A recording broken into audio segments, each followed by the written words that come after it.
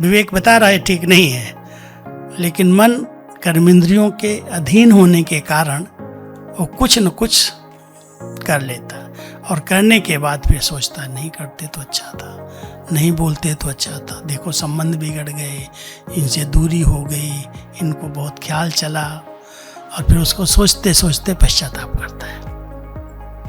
Meditation जो हम सीखते हैं यहाँ पर, राजयोग का अभ्यास करते हैं, उसमें पहले अपने मन की शक्तियों पर ध्यान देते हैं। मन हमारे कंट्रोल में रहना चाहिए, नियंत्रण में रहना चाहिए। इसलिए कहते हैं मन को मारना भी नहीं है, दबाना भी नहीं है, अमन भी नहीं करना है, दमन भी नहीं करना। एक शक्ति है हमारी, और उस शक्ति को अगर हम ऐसे ही बिठा दें, उसको हम प्रयोग न करें, तो हमें कुछ प्राप्ति नहीं हो सकती। इसलिए मन को हम सुमन बनाएं।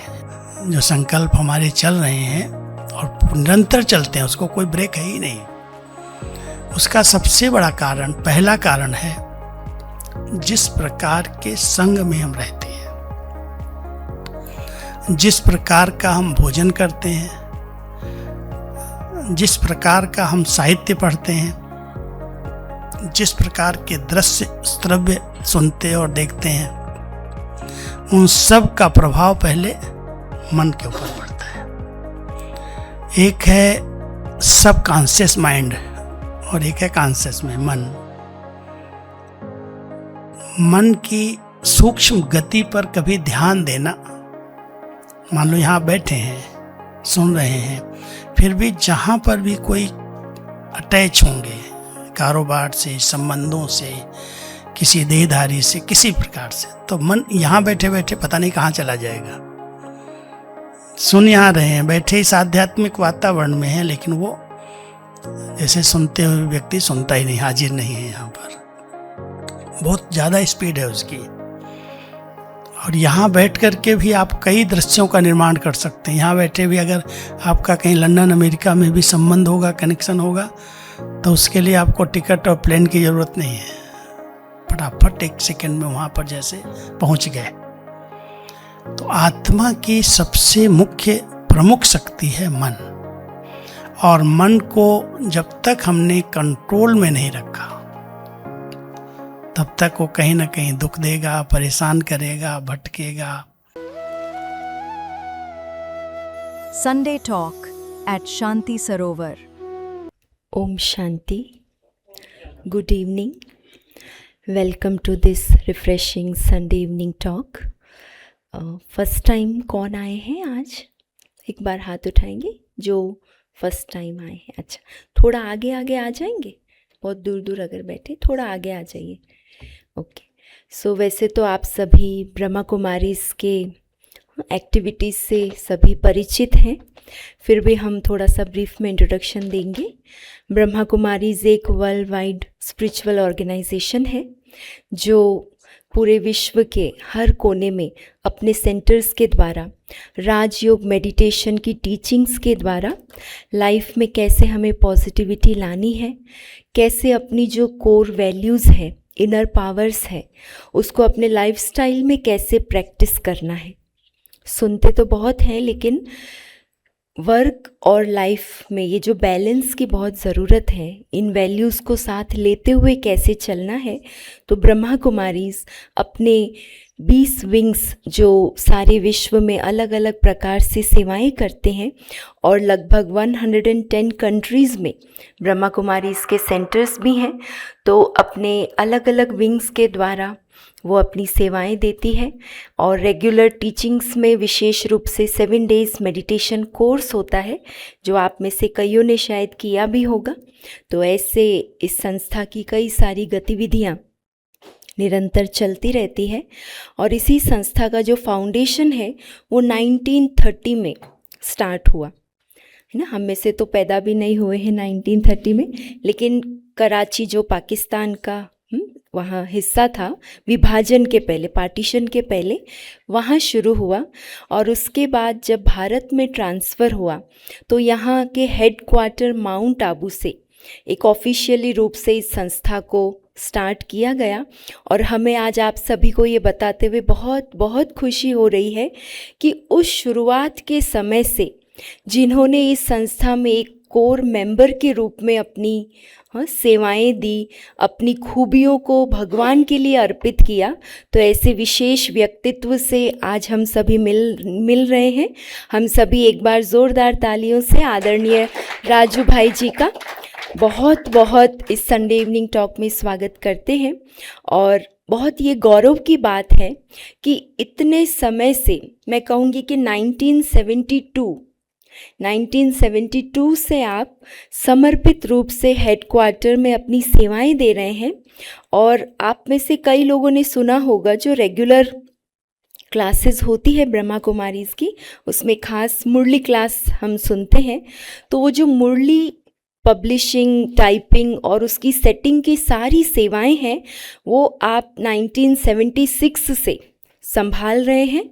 और पूरे विश्व में सुबह सुबह जहाँ सब जगह सेंटर्स पे मुरली क्लास होती है, तो आप ही की इस सेवा के कारण सभी को समय पर वो क्लास भी मिलती है।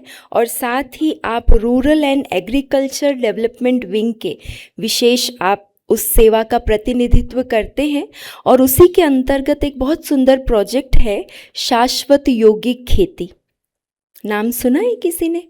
शाश्वत यौगिक खेती, जो किसानों को मेडिटेशन सिखाकर कैसे धरती को और अनाज को, सब्जियों को भी एक पॉजिटिव वाइब्रेशन देकर फिर उनको हम उगाते हैं, वहाँ योग करते हैं, उस स्थान पर जाकर कलेक्टिव मेडिटेशन के प्रोग्राम रखे जाते हैं।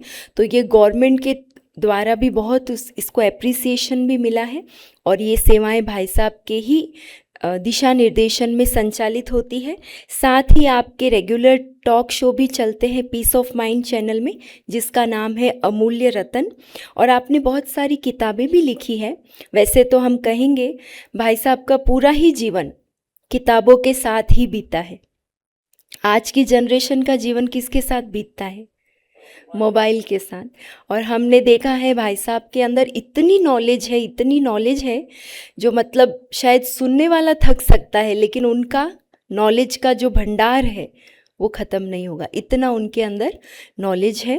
साथ ही आपने कई सारी किताबें लिखी हैं, ज्ञान सरिता, ज्ञान सुमन, ज्ञान वीणा और भी बहुत सारी किताबें। और इसके अलावा आप भारत के 5 खंडों में जाकर सेवा करके आ चुके हैं। अनेक रेडियो, टीवी इंटरव्यूज़ के द्वारा आपकी सेवाएं अलग अलग चैनल्स पर आती रहती हैं। तो आज का जो विषय है सकारात्मक सोच व मन की शक्ति, है ना, जो बेसिक आज की ज़रूरत है। एक तो सोच की सकारात्मकता और उसके लिए मन की शक्ति को हम कैसे यूज़ करें, वो आज हम आदरणीय राजू भाई जी से सुनेंगे। सकारात्मक सोच व मन की शक्ति। ओम शांति। ओम शांति।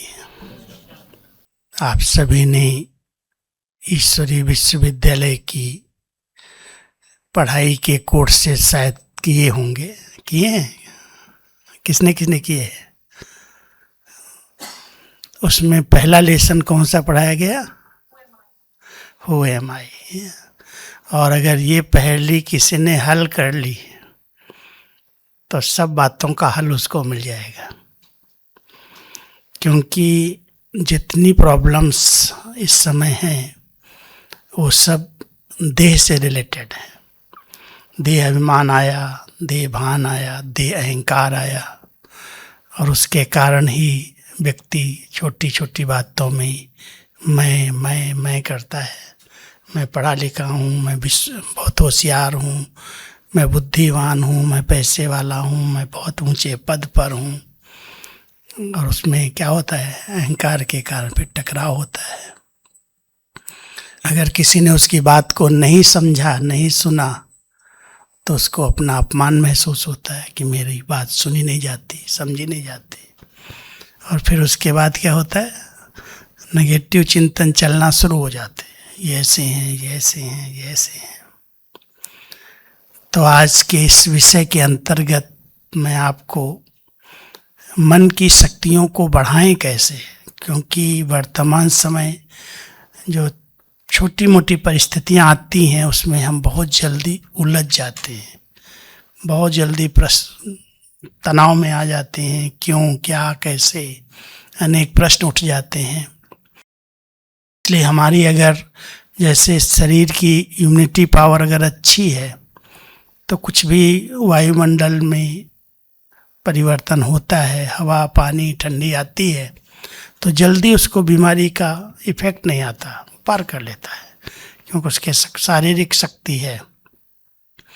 ऐसे ही जिसका मन शक्तिशाली है, कैसी भी बातें आती हैं, बातें तो आएंगी ही, क्योंकि कलयुग चल रहा है और कलयुग में भी ऐसा समय आया है जो हर क्षेत्र में अति हो रही है, टू मच, उसके पीछे हम सब जा रहे हैं।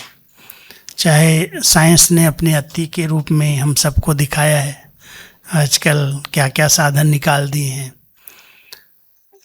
किसी भी क्षेत्र में अगर आप देखेंगे तो हर क्षेत्र में आज शारीरिक बीमारियां भी अति में जा रही हैं। रिसर्च होती है, इतनी दवाइयाँ, इतने डॉक्टर्स, इतनी सारी बातें सब अति की ओर जा रही हैं।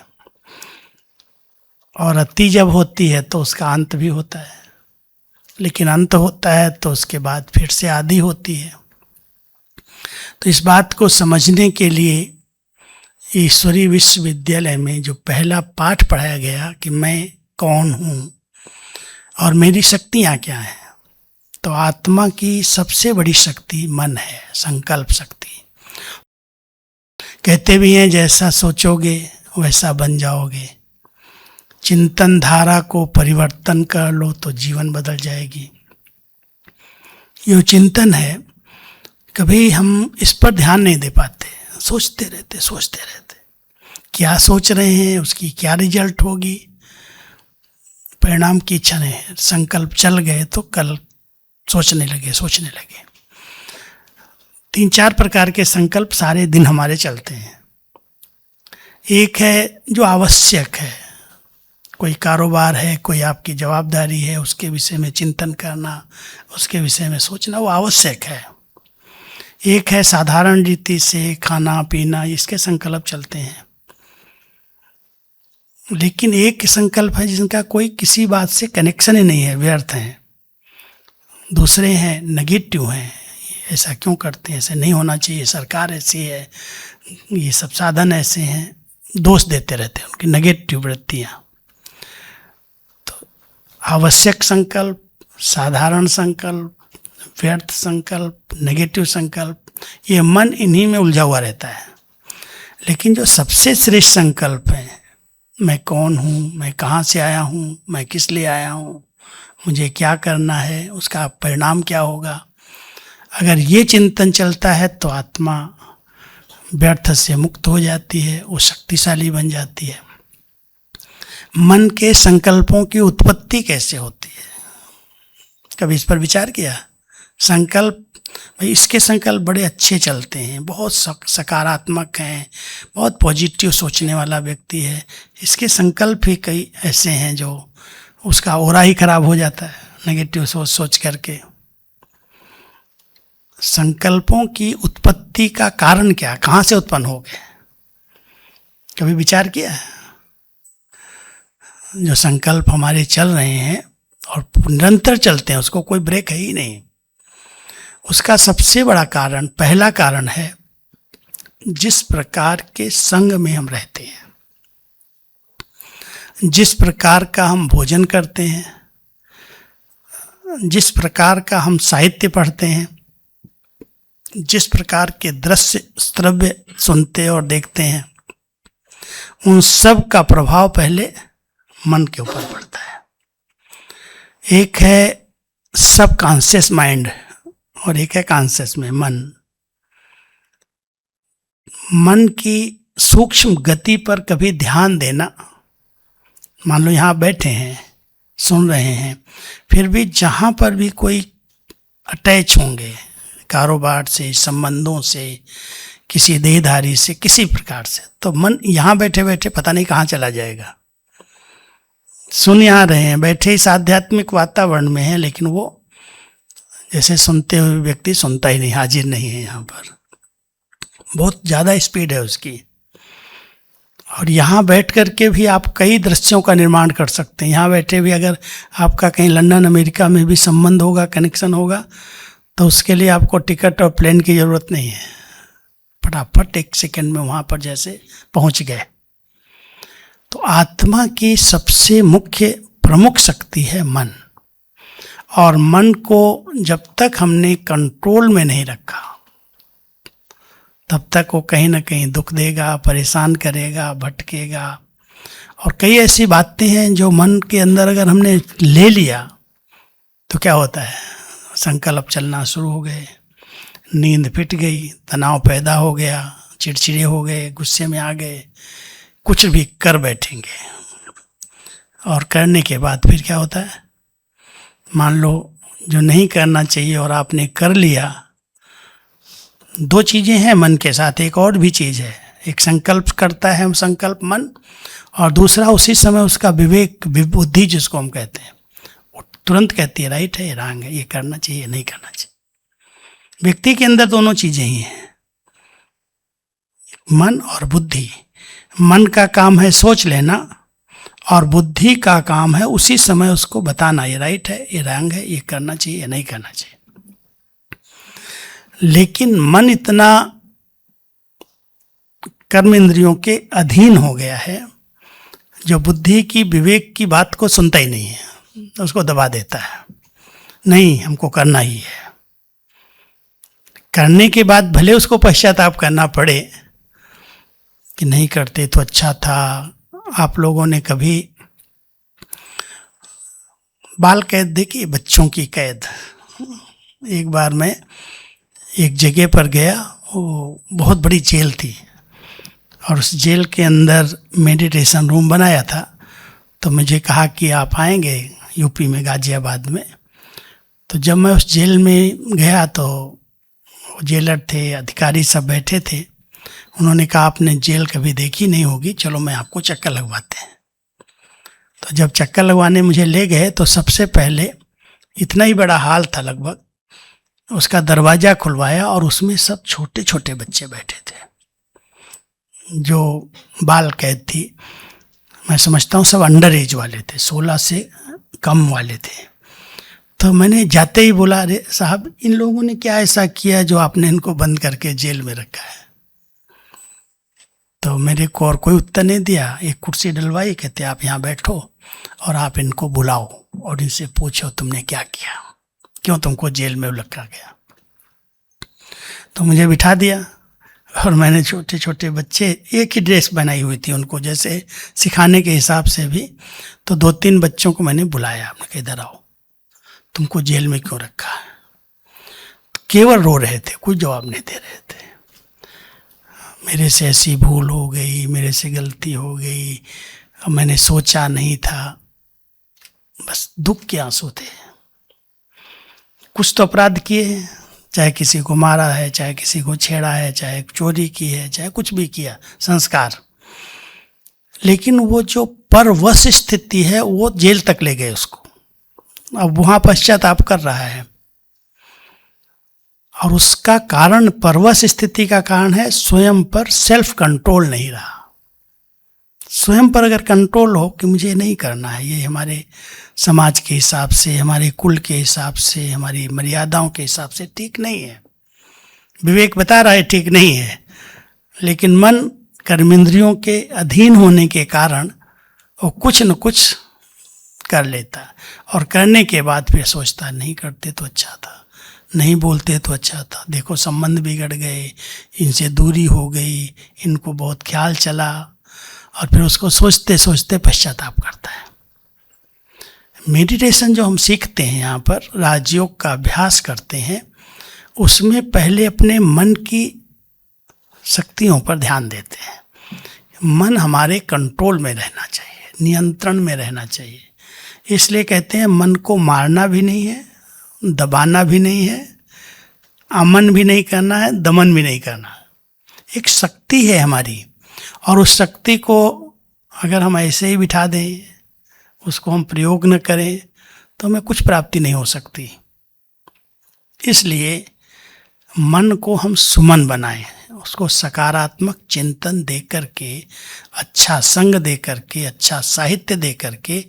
इसलिए हमारे भारत के अंदर सत्संग की बड़ी महिमा है। कुछ भी होगा ना भाई, सत्संग में हम जाएंगे। आजकल के ज़माने में थोड़ा सा सत्संग से किनारा कर लेते हैं, लेकिन जहाँ कथा होगी, कीर्तन होंगे, जहाँ कुछ अच्छे पूजा पाठ होगा, लोग उसको सुनना चाहते हैं, वहाँ बैठ जाएं, भले कुछ धारण करें या न करें, लेकिन वहाँ जाने से उनको बड़ा शांति मिलती है, बड़ा अच्छा लगता है। सत्संग करते हैं कहते हैं, लेकिन वास्तव में सत्य कौन है? कहते हैं गॉड इज ट्रुथ, परमात्मा ही सत्य है। और उस सत्य को अगर हमने पहचान लिया और उसके थोड़ा समय भी उसके संग में रहेंगे तो उसके संग का रंग लगेगा। परमात्मा प्यार के सागर हैं, सुख के सागर हैं, शांति के सागर हैं, आनंद के सागर हैं। और अगर हम थोड़ा समय उनको याद करें, उनके साथ अपने संकल्प को जोड़ दें, तो उनकी जो शक्तियां हैं वो मन को शक्तिशाली बना देंगी। इसलिए हम कहते हैं मेडिटेशन करो, मन को सशक्त बनाओ। और जो चीज़ें आपके मन को दूषित कर रही हैं, मन को भटका रही हैं, मन को चंचलता में ला रही हैं, उनकी परहेज कर लो। भाई नहीं करना तो नहीं करना है, लेकिन वो इतना परवश हो गया है, वो कर बैठता है। इसलिए मेडिटेशन में परमात्मा शक्तियाँ मिलती हैं, और उन शक्तियों के आधार से अगर थोड़ा भी हम अटेंशन देते हैं कि जो मेरे काम के संकल्प नहीं हैं, जिन बातों से मेरा लेना देना नहीं है, मुझे वो नहीं सोचना है, उस पर ब्रेक लगाओ। अगर हम अपने संकल्पों पर सिर्फ ध्यान दें, आत्मा चैतन्य शक्ति है, बुद्धि अनुभव का नेत्र है, और संकल्प स्पीड में जा रहे हैं। हम थोड़े समय के लिए अपने दिव्य नेत्र से, बुद्धि से देखिए क्या सोच रहा है, कहाँ जा रहा है, किस तरफ जा रहा है, क्या इसकी रिजल्ट होगी। जब हम मेडिटेशन करते हैं ना, पता चलता है मेडिटेशन में हम बैठे हैं, भगवान के ध्यान में बैठने के लिए यहाँ समय निकाल के आए हैं, कमेंट्री चल रही है, योग के कुछ विचार दिए जा रहे हैं, कई बार वो विचार चल रहे हैं, कमेंट्री चल रही है, अच्छे गीत चल रहे हैं, फिर भी मन अपना बाहर भटक रहा है। मेडिटेशन में हम सब पहले अपने मन की गति और दिशा, दो चीजें हैं, उसकी स्पीड क्या है और वो किस दिशा की ओर बढ़ रहा है, किधर जा रहा है। अगर सिर्फ इन दो बातों पर आप ध्यान देंगे तो मन पर आपका कंट्रोल आ जाएगा। क्या सोचना है, किस स्पीड में सोचना है या नहीं सोचना है। मैं आत्मा मालिक हूं, और सबसे पहले मालिक मन मेरा है, मैं मन नहीं हूं। बुद्धि मेरी है, जैसे आंख, नाक, मुख, कान, इनके लिए क्या कहते हैं, मेरे हैं। जब मेरे हैं तो मेरे कंट्रोल में तो रहने चाहिए। भाई मेरे हैं ना, जैसे मैं चलाना चाहूँ इनको, जो सोचना चाहूँ, अगर हाथ उठाना चाहूँ तो उठा सकता हूँ, नहीं उठाना चाहूँ नहीं उठाऊँ, अगर मैं नहीं बोलना चाहूँ तो चुप हो जाऊँ, नहीं देखना चाहूँ आंख बंद कर लो। मेरे हैं ना ये सब। ऐसे मन भी तो किसका है, मेरा है। कहते हैं मन मेरा बड़ा चंचल है, मेरा मन मेरा बहुत भटकता है। गीता में जब भगवान गीता का उपदेश अर्जुन को दे रहे हैं तो अर्जुन क्या कंप्लेन करता है, भगवान कहते हैं मन मना भो, वो कहता है मन ही तो नहीं मानता है, वो बहुत चंचल है, बहुत भटकता है, एकाग्र ही नहीं होता है, भगवान मैं क्या करूं। तो भगवान उसको दो रास्ते बता देते हैं, अगर वो दो रास्ते अपना लोगे तो ये चंचलता उसकी शांत हो जाएगी। एक भगवान ने उनको राय दी, अभ्यास करते रहो, 1 मिनट, आधा मिनट, जितनी देर आप शांत हो सकते हो, मन को कंट्रोल कर सकते हो, कम से कम अभ्यास नहीं छोड़ो। आज 1 मिनट करोगे, दूसरे दिन 2 मिनट करोगे, तीसरे दिन 3 मिनट करोगे। अभ्यास करते करते आपको ऐसी आदत बन जाएगी जो आप जब बैठेंगे मेडिटेशन में वो कंट्रोल में रहेगा। कहाँ ले जाना है उसको दिशा दो। पहले स्पीड पर कंट्रोल किया, फिर दिशा दे दिया कि मैं आत्मा कहाँ से आई हूँ, मेरा घर कहाँ है, मैं किस लिए यहाँ आई हूँ, मैंने कैसे सृष्टि चक्र में पार्ट बजाया। मन को दिशा दे दो। वही संकल्प करने हैं जो मेरे और मेरे परिवार के, मेरे समाज के, मेरे देश के कल्याण के लिए। मुझे और कोई संकल्प नहीं करने हैं। अगर इतना अपने मन के ऊपर आप शासक बन जाओ, स्वशासक बन जाओ, तो कभी भी पराधीन स्थिति नहीं बनेगी। कभी भी कंप्लेन नहीं करेंगे, क्या करूं, मेरा मन बड़ा चंचल है, मन मेरा मानता नहीं है, मन मुझे बहुत डिस्टर्ब करता है। इसके लिए अच्छे साहित्य की आदत डालना है। आज बहुत सारी ऐसी बातें हैं, साहित्य पढ़ना तो लोगों ने छोड़ दिया है, लेकिन आज इंटरनेट के माध्यम से, मोबाइल के माध्यम से, गूगल के माध्यम से क्या क्या पढ़ते हैं, क्या क्या देखते हैं, क्या सुनते हैं, तो आप सब जानते हैं संसार समाचार क्या है। आवश्यक नहीं है जो चीज़ें जरूरी नहीं हैं, और वही चीज़ें हम अपने मन को खुराक के रूप में दे रहे हैं। अगर आप अच्छी खुराक इसको नहीं देंगे तो ये कंट्रोल में रहेगा। मान लो आप ऐसी हिंसात्मक कोई फिल्म देख करके, इसमें आ रही हैं, टीवी में आ रही हैं, मोबाइल में आ रही हैं, आप देख रहे हैं, आपका इंटरेस्ट उस पर जाग रहा है, ये अच्छा, ये अच्छा। आपके विचार कैसे बनेंगे, आपके स्वप्न कैसे होंगे, आपकी दिनचर्या कैसी होगी, आपकी नींद कैसी होगी, आप कुछ सोच सकते हैं। आज जितना नींद की बीमारियां शुरू हुई हैं, तनाव शुरू हुए हैं, छोटी छोटी बातों में गुस्सा आ रहा है, व्यक्ति गलत कर्म कर बैठता है, उसका कारण है उसके मन को गलत चीजें परोसी जा रही हैं, वो खा रहा है, उसको स्वीकार कर रहा है। वैसे एक कहावत है, जैसा अन्न वैसा मन, जैसा खाओगे वैसे विचार आपके चलेंगे। आज लोग कितना मांसाहारी बन गए, लेकिन कभी ये विचार नहीं करते हैं जिस जीव को मारा जा रहा है, जिसका मांसाहार हम कर रहे हैं, उसकी पीड़ा कैसी है, उसका दर्द कैसे है, मारने के समय उसकी चीख क्या है, उसकी पुकार क्या है, और वो हमारे पेट में जा रहा है, वो हमारे मन को शांत रखेगा क्या? अशांत व्यक्ति के, अशांत जीव के मांस को हम स्वीकार कर रहे हैं, खा रहे हैं। आखिर हमारा क्या हाल होगा? हमारा मन कैसे शांत रह सकता है, कैसे शुद्ध रह सकता है? पीड़ा, उसकी पीड़ा को हम नहीं महसूस कर रहे हैं, उसके दर्द, उसमें जीव है, जीवन है, जीवंत है वो। इसलिए बहुत ध्यान देना, जैसा खाएंगे वैसे विचारधाराएं बनेंगी। अन्न शुद्धि इसलिए बताई जाती है, हमारी सनातन संस्कृति के अंदर भोजन पर बहुत ध्यान दिया गया है। भोजन का भोग लगाया जाए, भोजन बड़ा शुद्ध सात्विक किया जाए, ऐसे नहीं कुछ की नज़र उस पर पड़ जाए। हम लोग जब छोटे छोटे थे तो हमारे दादा, हमारे पिताजी वगैरह, भोजन बनता था, थाली में रखते थे, ऐसे आंख बंद करके फिर थोड़ा सा लेके ऐसे ऐसे करके पानी डाल करके थोड़ा सा चींटियों के लिए थोड़ा सा ऐसे निकाल के फिर भगवान की याद में खाते थे, शांति से खाते थे। जैसा भी भोजन हो उसमें कभी भी ये कैसा बनाया है, क्या बनाया, कोई डिबेट नहीं करते थे। मन बड़ा शांत शुद्ध रख करके खाते, वो तन और मन दोनों को ठीक कर देता है। इसलिए हम सब वर्तमान समय जो कह रहे हैं, कंप्लेन करते हैं, मन बड़ा शांत है, मन बड़ा दुखी है, मन मुझे बहुत तनाव में ले आता है, सब तनाव का कारण है मन पर आत्मा का नियंत्रण नहीं, और नियंत्रण न होने का कारण है उसका रहन सहन, उसका खान पान, उसका संग ठीक नहीं है। उसको चेंज करना पड़ेगा।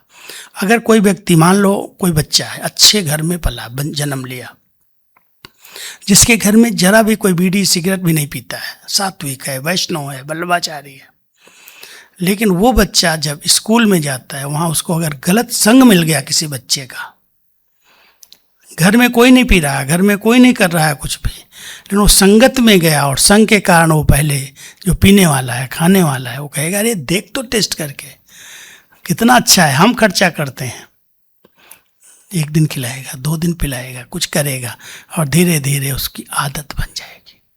उसके बिना वो रह नहीं सकेगा। फिर छिपाएगा पैसा, माँ बाप से छिपाएगा, दूसरों से छिपाएगा, पैसा भी लुटाएगा, उसका शरीर भी बेकार होगा, और इतना उसके अधीन हो जाएगा, शराब, सिगरेट, बीड़ी, गुटखा, व्यसन, कितना व्यक्ति उसके अधीन चल रहा है, इसके बिना जैसे रह ही नहीं सकता। अब आत्मा को इस पर कंट्रोल करना पड़ेगा अगर मन को शक्तिशाली बनाना है, क्योंकि बहुत सारी ऐसी प्रॉब्लम्स दुनिया के अंदर आ रही हैं। एक तरफ आप देख रहे हो प्रकृति अपना तांडव कर रही है, बरसात के समय बरसात नहीं पड़ रही है, और पड़ रही है तो बाढ़ आ रही है, सुखा बहा रही है लोगों को। कहीं ज्वालामुखी फट रहे हैं, कहीं अर्थक्वेक भूकंप आ रहे हैं। प्रकृति के पांचों तत्व व्यक्ति को परेशान कर रहे हैं, और व्यक्ति तो इतना तनावग्रस्त है। आज मैं एक यूट्यूब में ऐसे समाचार देखा, ट्रंप कहता है अगर मैं मरूंगा तो सबको मार के मरूंगा, हेडिंग दे रहे हैं उसको। माना इतना अंदर अंदर ज्वाला भड़की हुई है व्यक्ति की। विनाश शस्त्रों से थोड़ी होगा, विनाश तो उसके क्रोध से हो रहा है। अगर किसी व्यक्ति को गुस्सा आ गया, मन उसका कंट्रोल में नहीं रहा, सिर्फ बटन दबाएगा, खत्म कर देगा। यह व्यक्ति नहीं सोच रहा है कि अस्त्र शस्त्र विनाश कर रहे हैं या उसका व्यक्ति का क्रोध विनाश कर रहा है। उसका अपने मन पर शासन नहीं है। मेडिटेशन के अंदर अगर आप थोड़ा सा भी अभ्यास करेंगे तो सबसे पहले मन पर आपका शासन होगा। जिधर ले जाना चाहो, जितना समय रखना चाहो वहाँ ठहर सकता है। लेकिन पहले संग की परहेज, जो बहुत उल्टा सीधा बोलने वाले हैं, व्यर्थ सोचने वाले हैं, व्यर्थ बातों में ये फलाने ऐसे करते हैं, वो सरकार ऐसी करती है, वो व्यक्ति ठीक नहीं है। भाई वो जाने, उसका काम जाने, मेरा क्या लेना देना है। जिस डिपार्टमेंट में हो, जिस प्रकार की आपकी ड्यूटी मिली है, उस पर अच्छी तरह से चिंतन करो, उसमें आप फास्ट जाओ, उसमें प्रोग्रेस करो, उसमें उन्नति करो, वो आपका कार्य है। लेकिन जिस कार्य में आप कुछ सोच ही नहीं सकते, कर ही नहीं सकते हैं, उसका सोच रहे हैं, माथा खराब कर रहे हैं, अपना भी दूसरों का। समय बेकार जा रहा है, एनर्जी बेकार जा रही है। मेडिटेशन करने वाले को ये बात का बहुत ध्यान देना है, मुझे क्या सोचना है, क्या नहीं सोचना है, कितना सोचना है, और अपने संकल्प को किधर लगाना है। तो आप थोड़ा सा समय इस पर विचार करेंगे ना। मन की शक्तियों को बढ़ाने के लिए मैं आपको 5 बातें बताता हूं। हम लोग उसका अभ्यास कर रहे हैं कि मन हमारे नियंत्रण में रहे। उसके लिए सवेरे सवेरे परमात्मा के कुछ वर्सन्स, शुभ विचार जिसको कहते हैं, सुनो, पढ़ो, उस पर मनन करो, मन को उस पर दौड़ाओ, जिसको कहते हैं विचार करो। कोई चीज़ पढ़ लेते हो ना, मान लो आपकी स्कूल की स्टडी है, आपको कुछ पढ़ाया गया, पढ़ लिया, भूल गए, नहीं, उस पर विचार करता, ये क्या है, कैसे है, ये कब हुआ होगा, इसकी परिभाषा क्या है, इससे लाभ क्या है, उसको कहते हैं मनन। जो अच्छी बातें कहीं से भी सुनने को मिलती हैं, उस पर मन को दौड़ाओ, मन को उसमें बिजी करो। पहला मनन करो और फिर उस शक्ति, सर्वशक्तिवान सर्वोच्च सत्ता के साथ मिलन करो। अगर मैं कमजोर हूं और मेरा साथी अच्छा शक्तिशाली है, परमात्मा को कहते हैं सर्वशक्तिवान, सर्वसमर्थ। थोड़ा समय भी अगर बुद्धि से उसको टच किया, उसको याद कर लिया, तो उनकी शक्तियां आपके कमजोरियों को समाप्त कर देंगी। मिलन करो, पहला मनन, फिर मिलन, और उसके बाद जो अच्छी चीजें मिलती हैं बांटी जाती हैं, वर्णन करो, एक दूसरे के साथ शेयर करो। ये अच्छे विचार, इन विचारों को अगर हम दूसरों तक पहुंचा देंगे तो उनकी भी जीवन सुधर सकती है। ये पुण्य कर्म है, उसका वर्णन करो, और वर्णन करने के बाद परमात्मा के प्यार में, उनकी याद में मगन हो जाओ। लेकिन मगन का आधार है लगन। अब आप इस बात को समझना, जब कहते हैं लग गई लगन, मीरा के लिए क्या कहते हैं, लग गई लगन मीरा हो गई मगन। पहले लगन लगी, फिर वो मगन हुई, और जब मगन हो गई तो कितना भी विरोध हुआ उसका, कोई कुछ नहीं बिगाड़ सका। चाहे उसको जहर का प्याला पिलाने की कोशिश की, चाहे सांप की टोकरी भेज दी, मारने के बहुत सारे प्रयास किए, लेकिन उसके अंदर से निकलता था, मेरा तो एक गिरधर गोपाल, दूसरा न कोई। किसी तरफ उसकी आंख नहीं गई। बहुत वैभव थे, राणा फैमिली थी, मारवाड़ में राजाई थी उनकी, कोई चीज की परवाह नहीं की। तो मन को शक्तिशाली बनाने के लिए वर्तमान समय हमें संग की परहेज करनी है, भोजन की परहेज करनी है, साहित्य पर ध्यान देना है जो हमारे मन को उत्तेजित करे, अनकंट्रोल हो जाए। ऐसे साहित्य को क्यों पढ़ना, ऐसा भोजन क्यों खाना, ऐसे संग में क्यों रहना जो हमको बार बार उत्तेजित कर दे, गुस्सा दिला ले। अगर हम मन को शक्तिशाली बनाएं तो मैं आपको बताऊं ना, मन इतना अच्छा है जो आप इससे बहुत बड़ी सेवा कर सकते हो। जो संकल्प करोगे होने लगेगा। हम लोगों के ऐसे अनुभव हैं, संकल्प भी सिद्ध होते हैं। जो संकल्प उठेगा, श्रेष्ठ संकल्प, इधर उधर के संकल्प हमको नहीं करना, किसी के नुकसान पहुंचाने वाले संकल्प नहीं करने हैं।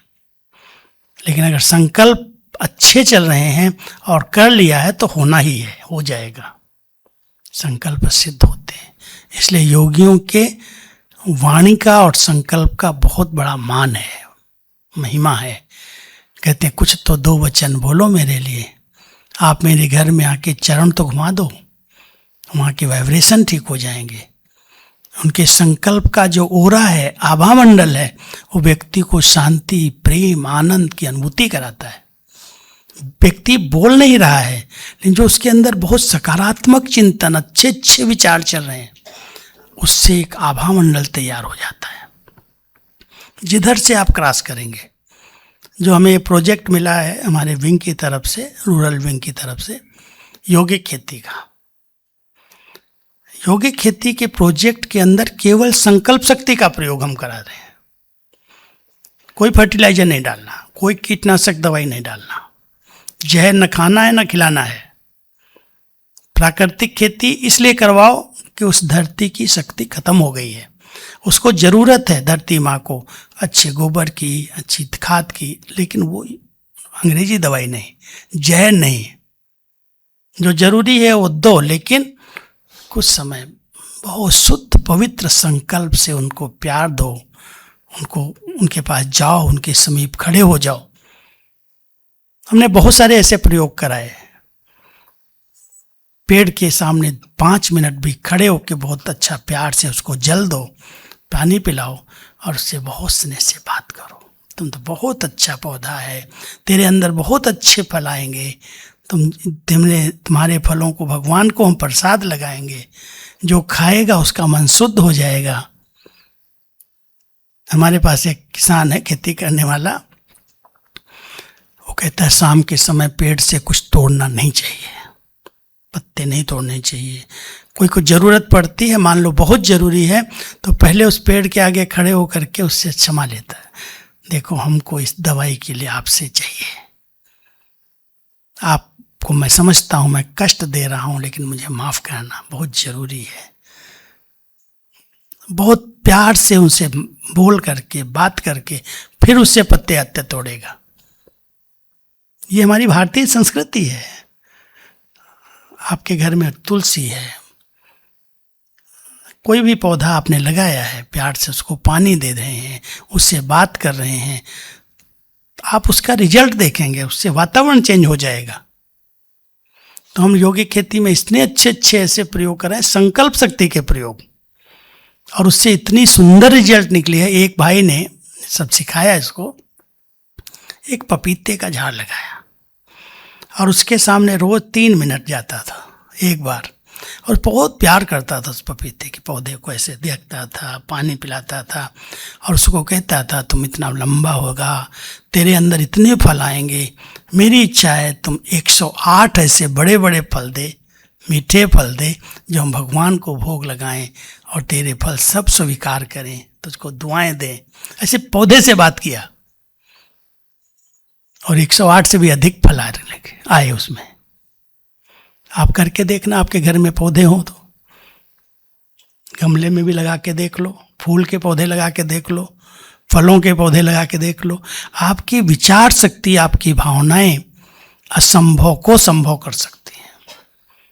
आज एक व्यक्ति ने कुत्ता पाला और वो कुत्ता इतना मालिक के लिए वफादार था, जो कोई भी आए दरवाजे पर उसको अंदर घुसने नहीं देता, सिर्फ सिक्योरिटी थी जैसे। एक दिन उसका कोई मित्र आया भाई को मिलने वाला, और उसको पहचान तो नहीं कुत्ते को थी, उसने झपटा मारा और उसको काट लिया। जब काट लिया तो उसको बड़ा फीलिंग आई, वो जो मालिक था उसका, कि ऐसे कुत्ते मुझे भी नहीं पालने हैं, मैं इसको कैसे भी जहर दे के मार दूंगा। अब उसके मन में एक विचार आ रहा है, मैं इसको जहर दे के मार दूंगा। अब वो कुत्ते ने कैसे कैच किया, उसने जा करके मालिक को ही काट करके खत्म कर दिया, काट लिया जा। क्या है ये सब? ये जानवर भी हमारी भावनाओं को, हमारे विचारों को, हमारे संकल्पों को समझते हैं। कोई भी ऐसे पशु को पालो, उसको प्यार से देखो, उसको सहलाओ, उसको समय पर पानी दो, उससे बात करो। आप 10 दिन के बाद जाएंगे, आपका कुत्ता अगर होगा घर में तो दौड़ के आपके पैर चूमेगा आकर के, पहले मालिक आ गया जैसे। कोई अनजान आएगा तो उसको काटने दौड़ेगा। ये हमारे संकल्पों का पूरा है, आभा मंडल है। इस पर हम ध्यान ही नहीं दे रहे, जो आया सोच रहे हैं, और ऐसे सोचते हैं जो नींद पिटा देते हैं, शुगर बढ़ जाती है, बीपी बढ़ जाती है, तनाव में आ जाते हैं। फिर कहते हैं क्या करूं, शांति के लिए कहीं जाना पड़ेगा। परमात्मा कहते हैं शांति तो आपका स्वधर्म है। आत्मा शांत स्वरूप है, शांति धाम उसका घर है, शांति का सागर उसका पिता है। अब उस पिता के साथ संबंध तोड़ दिया, इसलिए अशांत है। राजयोग हम सबको केवल कनेक्ट करता है, आत्मा और परमात्मा का कनेक्शन जुट जाए, इस कनेक्शन जोड़ने से उसकी सब शक्तियां हमारे अंदर आती है। तो मन को कंट्रोल में रखना, मन को, सब शक्तियों को जमा करना, और वही संकल्प करना जो होने वाला है, नहीं तो नहीं सोचना है। कर सकते हैं ऐसा, विचार करना इस पर। आपके संकल्प जो उठेंगे आपको उसका परिणाम दिखाई देगा। कहीं भी जाओ, किसी से काम कराना है, मान लो आपको, अगर आप पहले ही सोचते हो व्यक्ति तो बिना घूस लिए काम ही नहीं करता, वो बड़ा क्रोधी है, वो जाते ही फाइल फेंक देता है। अपने घर से आप निकले और आप विचार क्या दे रहे हैं, वो व्यक्ति ऐसा है। परमात्मा कहते जब आप उसके घर में पास जाओगे वो वैसी एक्शन करेगा, क्योंकि आपने उसमें पहले से बीज डाल दिया। उसकी सोई हुई सुसुप्त जो उसकी संस्कार थे उनको आपने जागृत कर दिया।